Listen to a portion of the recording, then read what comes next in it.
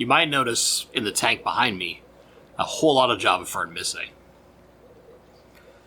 Plants for Profit is back. And let me tell you, there's a lot of profit to be made. Let's talk about Fishtoberfest.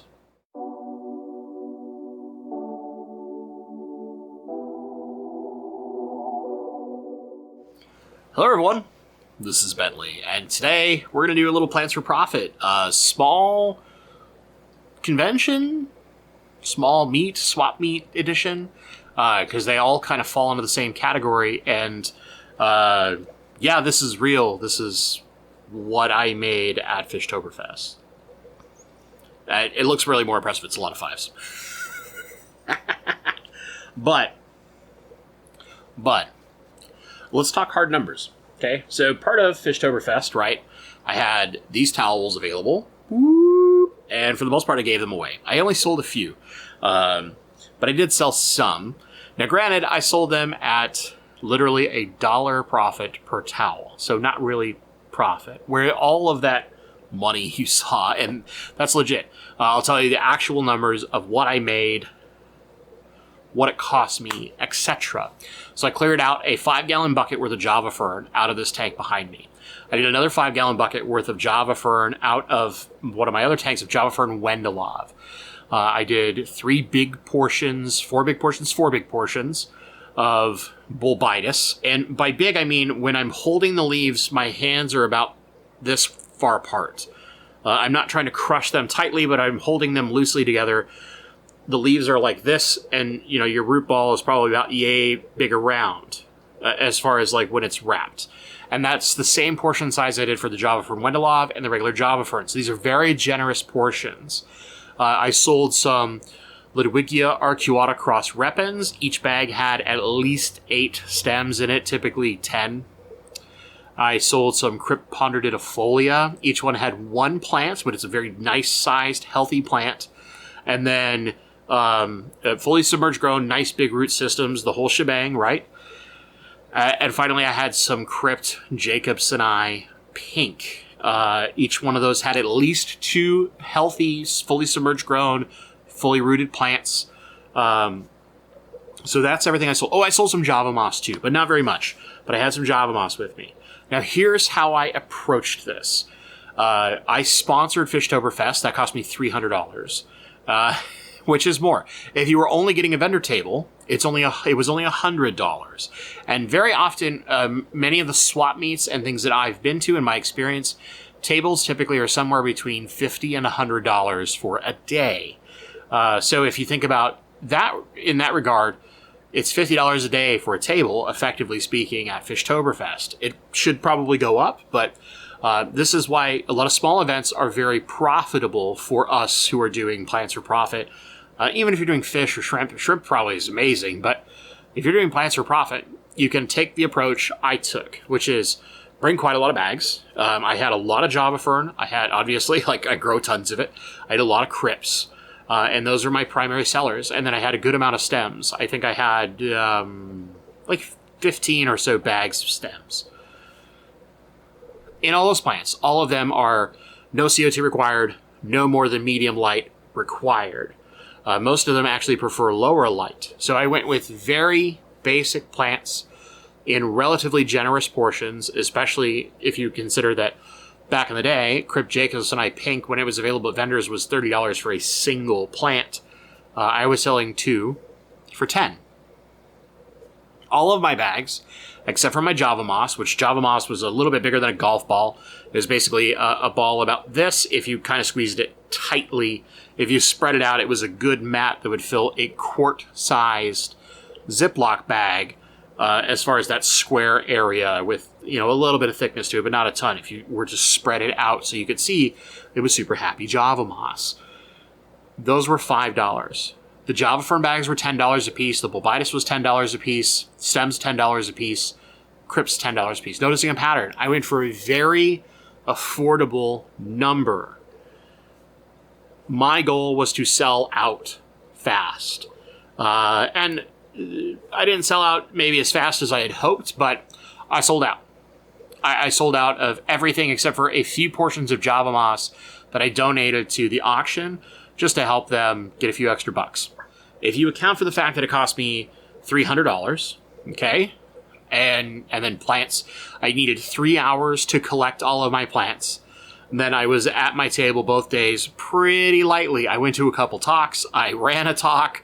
So it's not like I was manning the table really hardcore the entire time.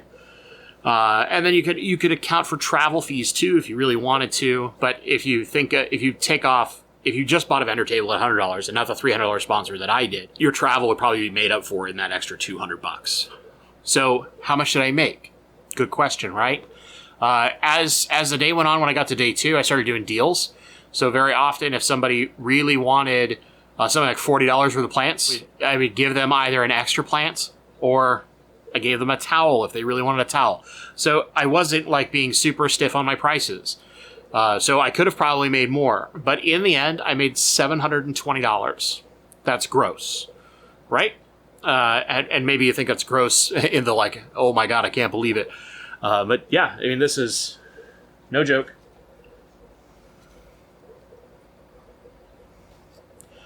Between cash and PayPal, that's what I made, $720 in 2 days. For 3 hours of work, pulling plants and packaging plants, and then just spending my time talking with people, explaining each of the plants. It was very simple. So very much was Java Fern Wendelov, Bulbitis, regular Java Fern. They're all easy epiphytes. Attach them to wood and rock. Don't need a lot of light. They prefer long periods of light rather than very strong light. Easy plant, especially in the Northwest. Stem, Ludwigia arcuata cross repens. It's as easy as a repens. Nice red color. A little bit different leaf shape, kind of like arrowhead leaf shape, if you will, or spearhead leaf shape. And then if you let it grow long and it goes against the top of your tank, as the light comes through, if you look under it, you get this nice orangey red glow coming through the leaves. It's beautiful. Crypt Ponderdidifolia, this is kind of a unique crypt. It has this cool spearhead shape that it keeps. It's kind of like a small baby sword plant in the way that it grows. It sends its runners far apart. So very typically, if you have one plant here, the next one's going to be kind of over this way. It's a nice green plant. It's kind of a cool mid-ground, foreground plant that's a little special and unique. And because it spreads its runners kind of far, it looks very interesting in your tank as it propagates. Crypt Jacobsoni pink. It has this nice light pinkish red color to it if you have no CO2 and kind of medium light with a bright pink stripe in the middle. If you give it some CO2 and it doesn't really need very much, you're going to have an almost scarlet crimson red outside a leaf and like a neon hot pink center. And then the cool part is that when it's propagating, it sends them typically within about an inch. So they'll poke up really close and they'll carpet if you get them happy surprisingly fast. Within about 6 months, you can go from a single plant or two and get an area about this big around into like a carpet of this beautiful Java Fern. Does not require CO2, but with a little bit of CO2, you get this amazing color and it will propagate significantly faster. But other than that, they've all got healthy roots. They're great plants, and Java Moss is Java Moss. Everybody knows it. Everybody loves it. They're cheap. That's literally how I explain every plant. And then people would just, I like the idea of this. And very frequently people are like, it sounds like these two crypts together would be really neat. I'm like, yes, that's actually why I brought these two crypts specifically, because together they look really awesome and they have this cool effect. And because they grow very differently, but can do it in the same light, you can do it in the same tank very, very easily. You can go low tech or high tech. Either way, they're going to do fantastic. And I sold a lot of plants. That's my technique. That's my tactic. Use it. If you have an opportunity to go to a smaller show somewhere, if you have local swap meets, maybe you're going to something like Keystone Clash, Fishtoberfest itself. What is it? The Chicago area or Midwest, the Greater Chicago Cichlid Association has their own swap, which is fantastic. Get tables at these events. If that table is $200 or less, I guarantee you, if you take my tactic and you go plants for profit, you'll walk out like this. I don't take a lot of digital payments, so if you do, you'll probably do even better than I did if you have like a Square Reader or something like that, especially if you're really pre-planning it and you take a lot of stuff with you and you get really aggressive on your pricing. Don't try to get the most money that you think you can get. Like, I had several people who were like, I would pay $20 for this bag of Java Fern. And I was like, great, well, you could buy two then instead of just one. Don't fixate on getting the most money for your plants. Pay attention to things that are such a good value for your customer compared to how they would buy things in a store that it's almost foolish to buy from someone other than you. There were other folks there selling potted plants and stuff like that. There's no way their portions could compete with me. And those things are already immersed grown. They're not fully converted yet. You might have some struggles. Mine are all fully converted. They're all grown fully submerged the entire time.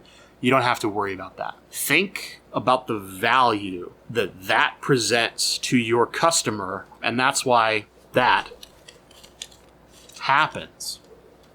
It's easy. Now, granted, I'm not selling plants as often as I have. So in the past, I sold plants more frequently. Maybe I would have had a bigger variety because I wouldn't have huge amounts of these staple plants like Java fern and simple crypts, right?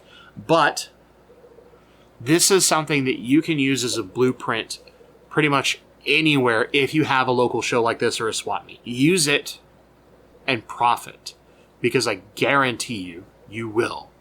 Because I'm not going to be at every show, so you don't got to compete with me.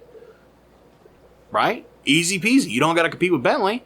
You can use Bentley's model to be successful.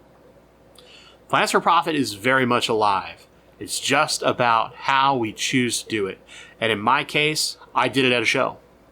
You know, in the end, probably my total costs, if I look at everything, probably about $300-ish, because I bought a couple things, right? I bought a few things for myself, not very much. Like I bought a book, and you know, I had food and stuff while I was there. But in the end, if I'd only bought a table, if I wasn't a sponsor, it probably would have cost me about a total of $300, $350, somewhere in that range. So if I made $720, right, that means my profit is $370. That's pretty good for 2 days.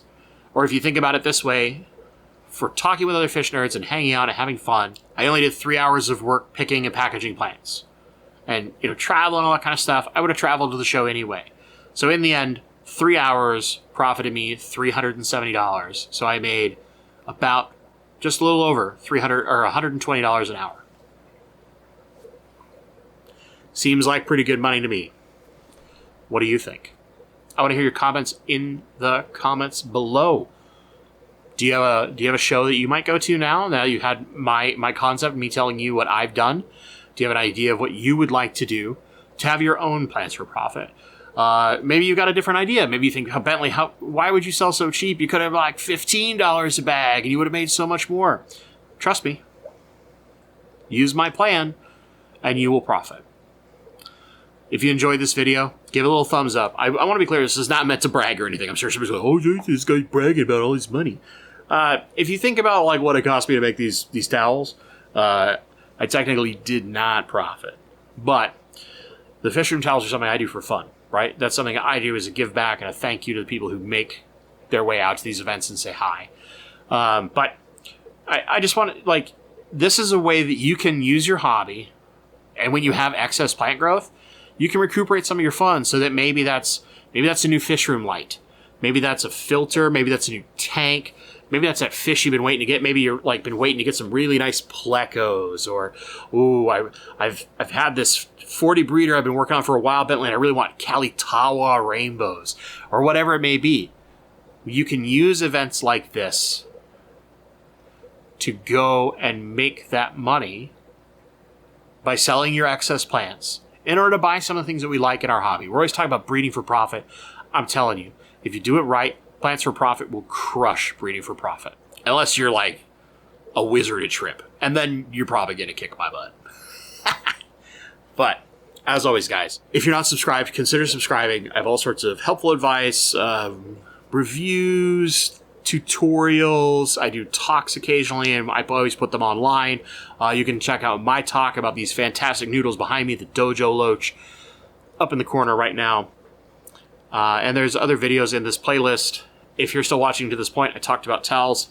We're going to talk about the giveaway for these. We're going to give away 2 more, the last 2 of these towels that are not numbered, right? So these are not the limited edition, but still not very many of them. I only made so many total towels. All you have to do in the comments below is tell me, of the plants I sold, which plant you think you could be the most profitable with. So of the plants I sold, if you were selling those plants, which one do you think you would be the most profitable with? Tell me that in the comments. That will get you an entry in for one of these towels sent to you free of charge. I will let you know within a week. Yeah, within a week. We'll do it within a week.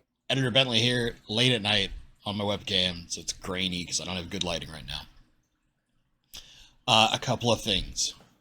In light of a lot of scams that are going on currently when it comes to giveaways, I will contact you in the comments, and the only place that I will ask you to reply to is my personal email, which is bentley.pasco@gmail.com.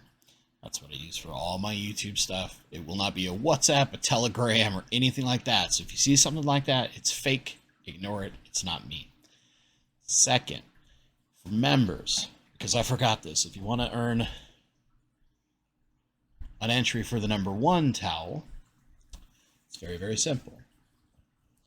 All you have to do is use some of your member emotes. For those of you who are on Patreon and not YouTube members, all you have to do is just say that you're on Patreon. Okay? If you're a member, use any of your member emotes. I would prefer Danger Noodle. Just saying it's appropriate. But use one of your member emotes. And then if you're a patron, just because you don't have access to those, make sure to say that you're a Patreon supporter, member, however you want to put it. That way I can just cross-reference real quickly. For the member towel, you're going to be getting entries on this video and next week's video, and then I will draw a singular winner. So you've got chances to win towels in this week and next week, plus the special member giveaway for you members. Thank you so much for being a member. If you're not a member, maybe consider joining. It's the button down below. And you can still have a chance to win the #1 towel. Now back to actual Bentley and not editor Bentley.